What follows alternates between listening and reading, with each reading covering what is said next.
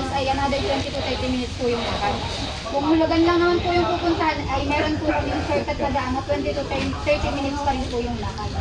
Hindi po allowed ang may medical condition kagaya po ng sakit sa puso, asthma, o arthritis. Kaya meron po kami titil-apan na waiver dahil meron pong degree ang pataas po ba. Kaya po magdala po ng tubig at pagkain kung hindi pa po kayo kumakain dahil wala na pong bibilan sa baba. Ipinagbabawal din po ang pagtatapon ng basura, iipunin po at ibabalik po pataas. Para naman po sa life vest, pwede po kayong mag-rent ng life vest. Tapos ang registration fee po ay 50 po per head. Sa tour guide po ay 500 po minimum. Ang sa tricycle po ay bali solo ka po, bali 120 po bali ka. Tapos ang sa parking po ay 25 po pagkakal. Yun lang, 20 po.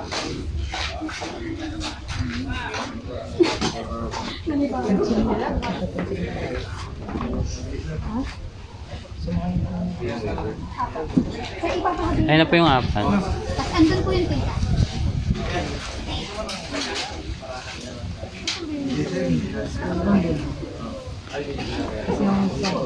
Ano, kompleto na tayo? 14? Kompleto na po ba? Sige po, ako po muna. Opo, opo.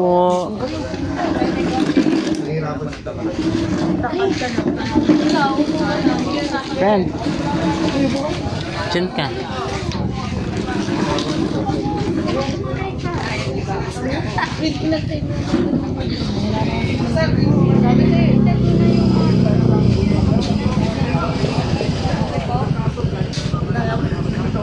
Kinig po muna ha. Good morning po. Welcome po sa Barangay San Salvador. Kami nga po palang inyong magiging guide, si Bassett. Po naman po ay si Smiley. Dito po may tatlong course na pwedeng puntahan. Yan po yung Talay, Hidden, and Tinsugan. Yan po ay depende sa inyo kung pupuntahan nyo lahat kasi yan po ay medyo magkakalayo po ang niyan, lakad. Simula po sa dulo ng kalsada ang ating lakad sa dalawang post is 25 to 30 minutes po. Yan po ay depende sa ating mga paa kasi minsan po may mga picture pa. Then papunta naman po sa Hulugan post, yun po ay 25 to 30 minutes din po. Yung po may mga medical condition, pinagbabawal po namin yung may sakit sa puso, high blood, lalong-lalo na po sa babae, buntis. Mga healthy naman po, wala pong buntis. Ako po. Alang-alang yung pabalik natin. Kadalang tayo. Yan po ay may degrees, yan po ay 85 degrees po yung pabalik natin. Pero yan naman po may mga hawakan. So dito po ay magdi-decide po kayo kung tatlong po sa inyong pupuntahan. Kung Nandito na tayo. lang. Lahat po. Ganun pa rin po. Ganun pa rin po. Ano po? Lahat po. Lahat, okay. Doon po pwedeng kumain, kaso lang po ang ating mga basura, hindi po natin pwedeng itapon kung saan-saan. Yan po, ibabalik natin. Yan.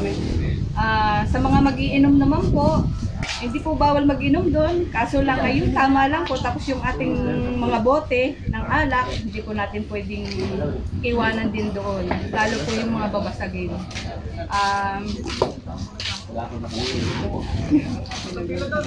Sa parking area po, ang motor 25 pesos and then magka-tricycle pa po 20 pesos po per head, kasama po kami sa ibabayan.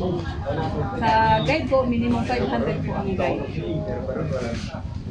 Yung sa mga maglalangoy po ay dito po pwede kayo mag-rent ng vest for safety na rin po, lalo po yung hindi marunong maglangoy para po mapuntahan nyo mismo yung patakan ng